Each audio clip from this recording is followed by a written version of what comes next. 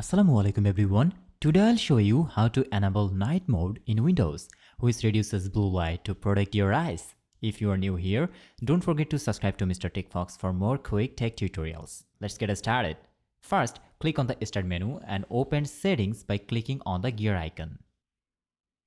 In the Settings window, click on System. Now, on the left-hand menu, click on Display. Here you will see an option called Night Light.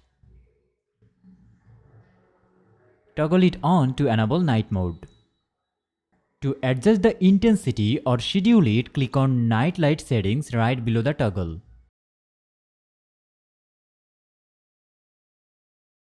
Here you can drag the slider to control how warm the screen becomes. You can turn it on instantly or you can wait for a schedule. You can set hours from here. You can also choose sunset to sunrise, but you have to set your location settings first. Just normally click on Change button and then turn on the location of view.